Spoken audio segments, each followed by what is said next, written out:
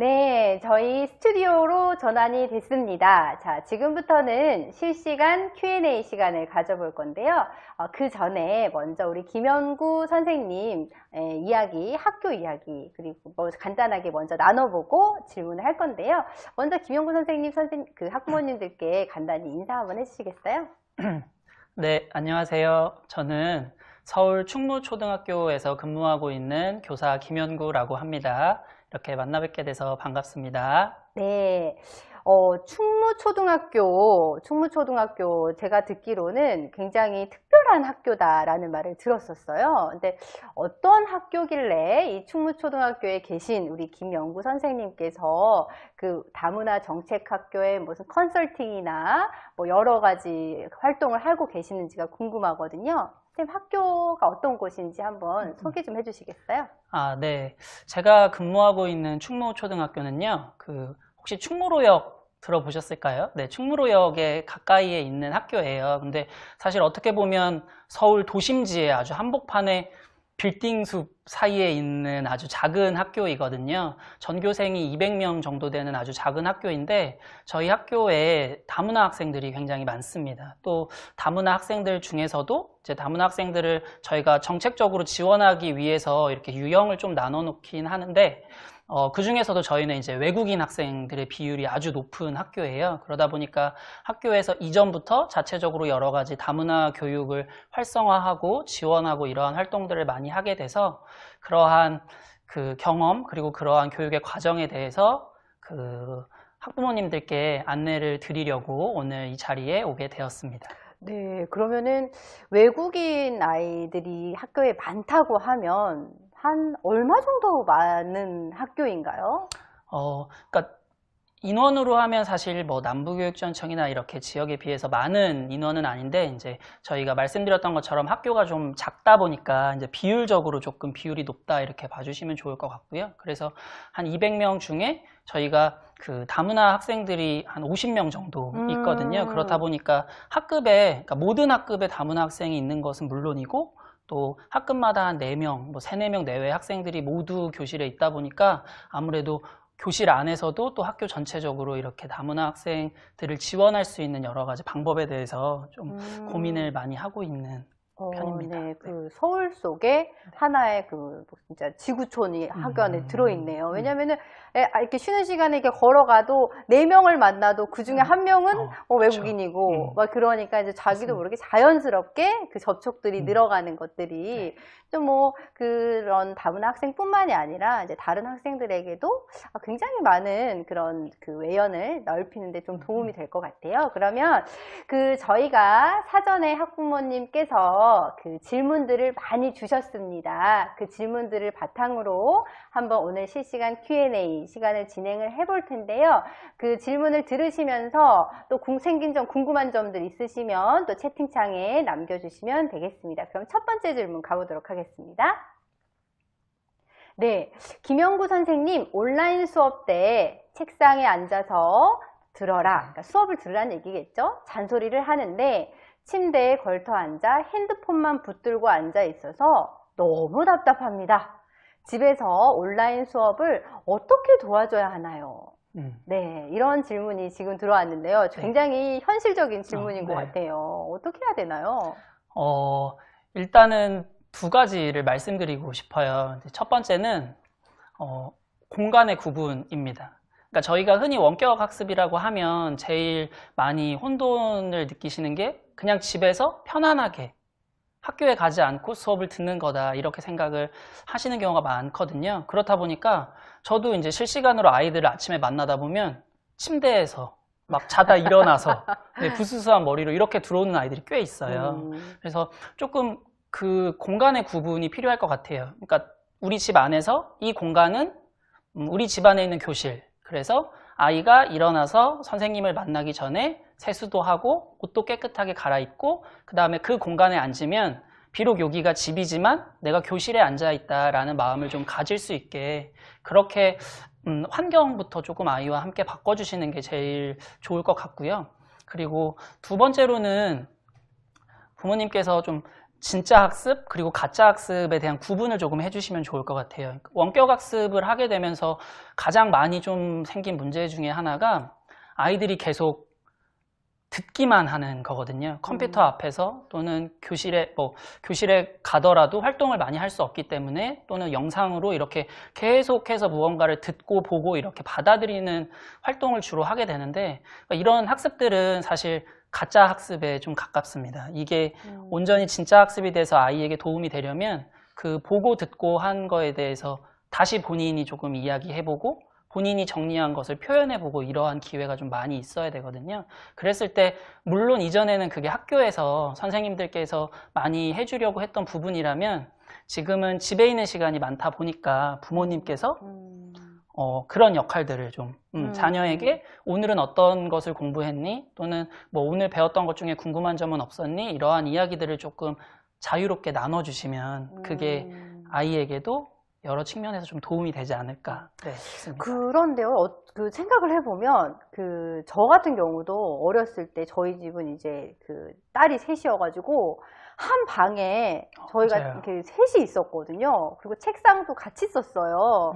근데 이제 그런 경우들이 있을 거란 말이죠. 있죠. 그러면은, 공간을 분리를 시키려면, 이 의자나 이 자리는 너의 자리다. 여기가 너의 학교다. 약간 이렇게 이제 얘기를 하라는 거죠. 꼭 너의 방이 아니더라도. 그렇죠. 아. 네. 좀 뭐랄까 공간의 분리라는 게 그러니까 아이가 가지고 있는 인지적인 그런 분리인 것 같아요. 그러니까 반드시 우리 집이 뭐 넓어서 이쪽 공간에서 이쪽 공간으로의 이동 뭐 그렇다기보다는 아이가 딱 지금 시점부터는 그래 내가 학교에 직접 가진 않지만 내가 학교 수업을 시작하는 거야. 이런 마음을 좀 가질 수 있는 게 중요한 것 같아요. 그러니까 부모님께서도 아이가 집에 있지만 그러니까 사실 그 안내를 굉장히 많이 하거든요. 세수하고 참여하세요. 양치질하고 참여하세요. 그러니까 비록 뭐 어떤 부수수한 모습이나 이런 거를 깨끗하게 해서 수업에 참여해라라는 측면보다 아이가 그 과정을 거치면서 내가 이제 학교 수업에 참여하는 거야라는 그러한 마음가짐을 가질 수 있게 그런 부분에 대한 어떤 습관 하나 조금 부모님께서 함께 해주시는 부분이 원격 학습의 효과를 좀 높일 수 있지 않을까 싶습니다. 네, 알겠습니다. 네, 그러면 두 번째 질문으로도 한번 들어가 보도록 하겠습니다. 네, 그런데 저는 이렇게 연결되는 질문 같아요. 바빠서 아이의 공부나 말씀하신 그런 습관을 챙길 시간이 없습니다. 그래서 학원을 보내셨나 봐요. 학원을 계속 보냈지만 이 코로나 상황에 학원도 보내기 어렵고 그러면 이 선행을 어디까지 해야 되는지 그 모든 것이 걱정입니다. 얘기하셨어요. 사실 저도 그 아이를 끝나고 나면 돌봐줄 사람이 없기 때문에 학원에서 봐주셔야 되는데 그렇죠. 그런데 지금 코로나 때문에 학원이 다 닫아서 정말 진짜 뭐 어떻게 해야 되나 막 그런 많은 생각이 막 들거든요. 현실적인 질문이신 것 같아요. 맞아요. 네, 그러니까 선행학습과 관련된 의무는 정말 학부모님들 모두의 공통된 어려움인 것 같아요. 근데 단호하게 말씀드리는 건 일단은 선행학습은 하지 않으시는 게 선행학습은 뭐 전혀 하지 않으시는 게 좋은 것 같고요. 그러니까 아이들이 선행학습에 많이 이렇게 노출된 아이들은 학교에서 분명히 티가 납니다. 수업을 해보면 이미 아이들이 배워왔고 내가 알고 있다라는 어느 정도의 그런 생각을 가지고 있다 보니까 오히려 정작 다른 친구들하고 이렇게 소통하고 더 참여해야 될 교실 속 수업 활동에 잘 집중하지 못하는 경우들이 많이 있거든요. 그래서 그런 부분들이 좀 있고 사실 학습이라는 건 제가 학교에서 아이들하고 이렇게 수업을 하면서 지켜봤을 때 속도보다는 깊이인 것 같아요. 그러니까 선행학습은 사실 속도인 거거든요. 다른 아이들보다 더 빨리 뭐 나중에 배워도 되는 부분들을 더 미리 이런 게 선행학습이라면 오히려 속도보다는 아이가 지금 배우고 있는 것을 그러니까 적기학습의 느낌에서 적절한 때에 아이가 필요한 정보를 주고 있는지 그리고 온전히 그거를 아이가 다 체득하고 있는지 그런 부분에 대한 것을 신경 써주시는 게 좋지 않을까. 그래서 선행학습보다는 반복학습, 복습을 저는 훨씬 많이 권해드리고 싶고요. 그 다음에 요즘 워낙 맞벌이 하시는 네, 부모님들이 네, 많으시잖아요. 네. 그래서 아이와 이렇게 직접 대면하거나 돌보지 못하는 부분에 대한 고민들이 많으신 것 같아요. 네. 그래서 이거는 저도 고민을 많이 갖고 있었어서 제가 이제 알고 있는 한 선배 교사 선생님의 사례를 들은 거를 말씀을 드릴게요. 근데 마찬가지로 이제 그 부모님들도 같이 이렇게 맞벌이를 하면서 아이를 양육하시느라 아이와 직접 만날 기회가 별로 없었는데 그 딸이 2명 있었거든요. 그 집에. 그랬더니 교환일기를 쓰셨더라고요. 그러니까 아이 한 명 한 명하고 누구에게 보내는 편지라고 해서 공책을 하나씩 만들어 두신 거예요. 그러니까 내가 일찍 들어오는 날은 아이와 대면하고 무언가를 말해줄 수 있지만 만나지 못하는 날이 있을 수 있잖아요. 또는 늦게 해서 뭔가 많은 이야기를 나눌 수 없는 경우가 있다 보니까 거기에 내가 아이에게 하고 싶은 편지의 말도 짧게 쓰고 그리고 아이가 습관화하고 학습해야 될 내용을 체크리스트로 만들어서 그거를 적어주면 아이가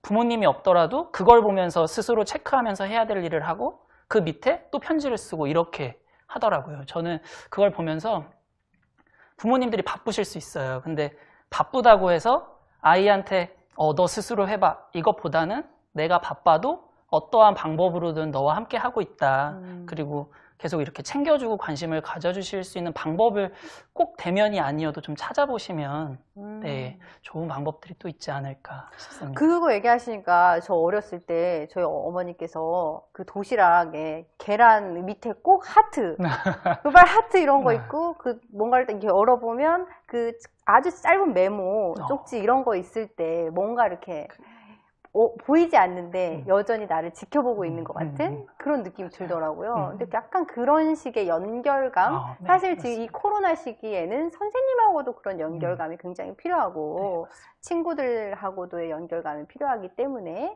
어머니 아버님께서도 방금 말씀해 주신 거 굉장히 좋은 아이디어였던 것 같아요.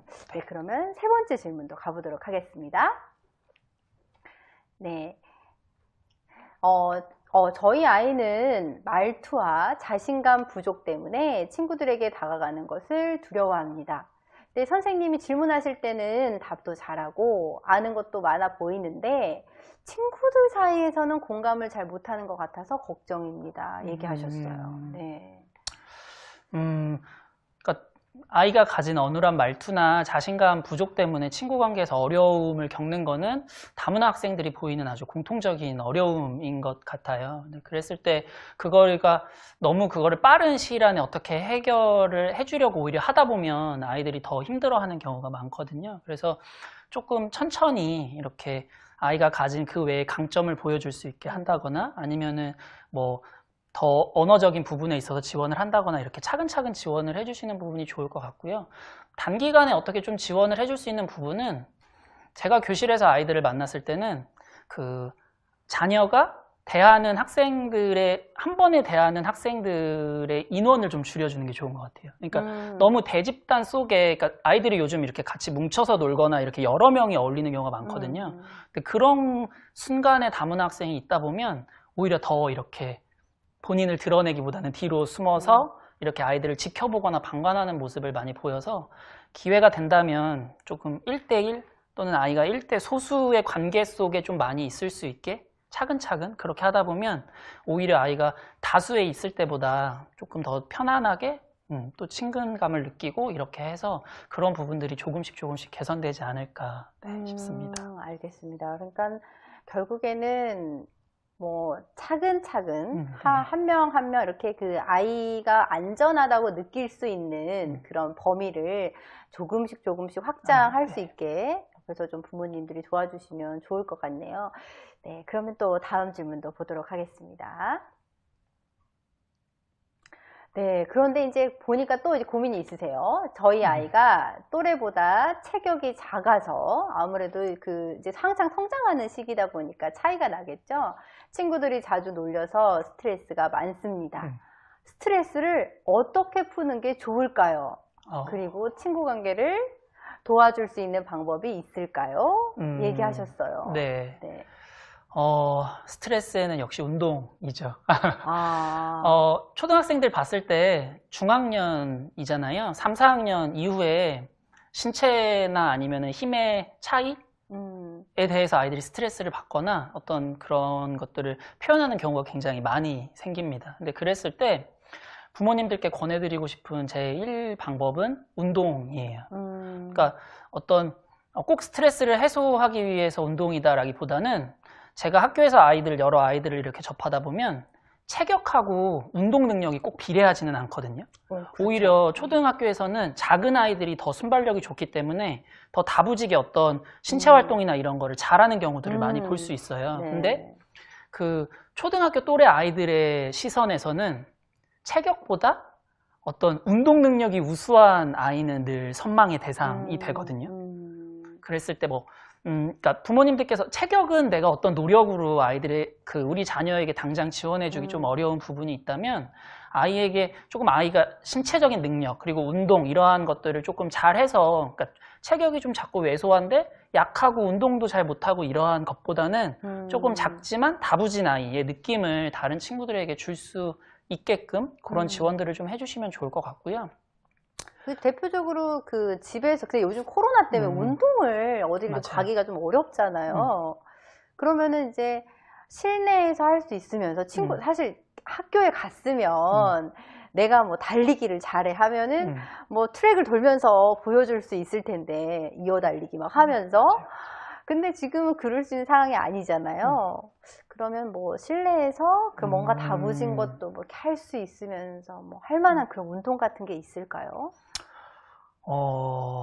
코로나 시국이다 보니까 네. 조금 그러니까 이렇게 넓은 공간이나 안전한 곳에서 부모님이 가능하시다면 조깅이나 그러니까 어떻게 보면은 지금 당장 아이들이 어떤 기능적인 부분을 배울 수는 없다 보니까 사실 순발력이 좋은 학생들은 모든 운동을 대부분 순발력이라는 게 모든 운동에 좀 반영이 되는 부분들이 있거든요. 그러다 보니까 뭐 간단히는 줄넘기라든지 아니면은 뭐 이렇게 동네 주변을 같이 뛰어주신다라든지 이런 조깅이라든지 이런 형태로도 해서 그러니까 아이가 운동을 좀 좋아하게 즐겨 할 수 있게 그렇게 하는 건강한 습관을 조금 들이게끔 지원을 해주시는 게 제일 좋을 것 같고요.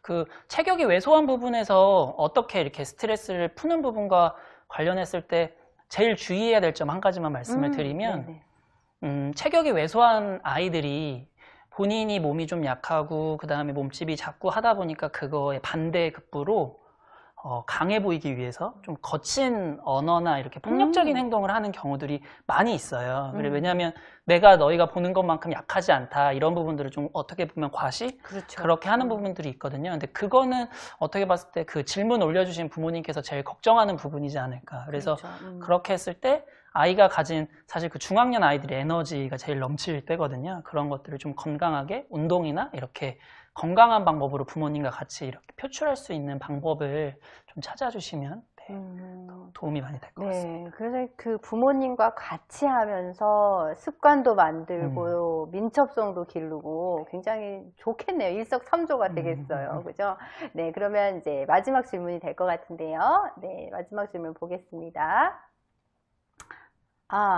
저는 아이가 외동이라서 이 학교에서의 모든 상황이 낯설어요.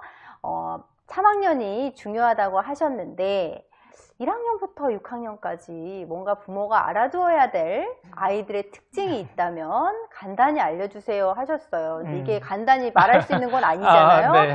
그러니까 아니지만 사실 굉장히 많은 어머님, 아버님들이 두려워하실 것 같아요. 네, 학년별 애들이 워낙 크니까 빨리빨리 크고 뭐 학년별로 이런 거 하나 정도는 기억해 주세요. 뭐 그런 게 있을까요?